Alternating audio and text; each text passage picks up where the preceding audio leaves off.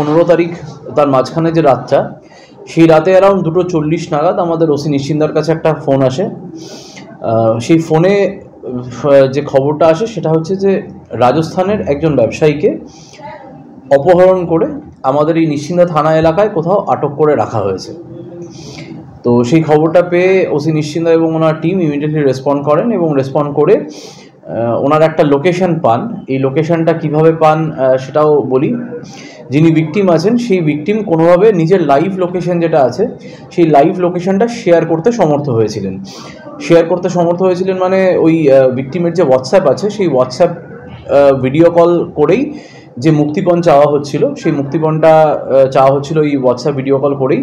ফলে উনি যখন ওই ভিডিও কল করেন তারই সুযোগ নিয়ে হোয়াটসঅ্যাপে উনি নিজের লাইভ লোকেশনটা পাঠিয়ে দেন। সেই লাইভ লোকেশনটা আমাদের হাতে আসে। ইন দ্য মিন টাইম আমরা যে ফোন নাম্বারগুলো পাই সেই ফোন নাম্বার থেকে ভিকটিমের যে লোকেশন আছে সেই লোকেশনটা নিই এবং দুটো লোকেশন ম্যাচ করে যাওয়ার পরে আমাদের আইসি নিশ্চিন্দা সুদীপ্ত পানিগ্রাহী এবং ওনার টিম গিয়ে খুব তাড়াতাড়ি অ্যাক্ট করে এবং অ্যাক্ট করার পরে ভিকটিমকে রেস্কিউ করার সাথে সাথে 3 জন যারা ওখানে ছিল, যারা অপহরণকারী, 3 জন অ্যারেস্ট হয়। একজন এখনও অ্যাবসকন্ডিং আছে, মানে প্র্যাকটিক্যালি যার বাড়িতে ভিকটিমকে রাখা হয়েছিল সে এখনও অ্যাবসকন্ডিং আছে। তারপরে আমরা স্পেসিফিক কেস রেজিস্টার করি এবং ইনভেস্টিগেশন চলছে। কত লক্ষ টাকার দাবি ছিল? 10 লক্ষ টাকা মুক্তিপণ চাওয়া হয়েছিল। রাজস্থান থেকে কেন টাকা হয়েছিল ওটা কিছু? হ্যাঁ, আমরা এখন অবধি যেটা পেয়েছি খুব আর্লি স্টেজে আছে, বাট আমরা ভিকটিমকে জিজ্ঞাসাবাদ করেছি এবং এটা আমরা যারা অ্যাকিউজড আছে তাদের সাথেও আমরা কোলাবোরেট করছি। ভিকটিমের বেসিক্যালি রাজস্থানে গার্মেন্টসের ব্যবসা আছে, মানে মহিলাদের গার্মেন্টসের ব্যবসা আছে এবং সেই ব্যবসায়িক সূত্রেই এদের সাথে পরিচয়, যে মেন অ্যাকিউজ আছে তার সাথে পরিচয়। তো সেই ব্যবসার কিছু কথাবার্তা লেনদেন করার জন্য এখানে এসেছিল। এই যে অ্যাকিউজ আছে সেই অ্যাকিউজটি সাহায্য করেছিল আমাদের ভিকটিমকে ডানকুনিতে একটা হোটেলে থাকতে। 2 দিন হোটেলে ছিল ডানকুনিতে।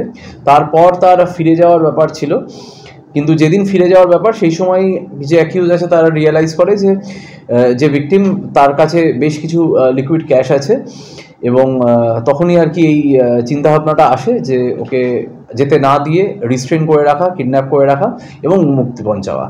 যাদেরকে অ্যারেস্ট করা হয়েছে তাদের কি পুরনো কোনো ছিল যে তারা কোনো অপরাধমূলক কাজের সঙ্গে যুক্ত? না, এখনো আমরা সেরকম কিছু পাইনি, বাট আমরা দেখছি, এটা খতিয়ে দেখছি। যে 3 জন অ্যারেস্ট হয়েছে তাদের নাম আর কোথায় থাকে তারা? যে 3 জন অ্যারেস্ট হয়েছে, একজনের নাম হচ্ছে মৃত্যুঞ্জয় ঝা এলিয়াস সত্যম, দ্বিতীয় জনের নাম হচ্ছে জিতেন্দ্র শ এবং তৃতীয় জনের নাম হচ্ছে অভিষেক শর্মা।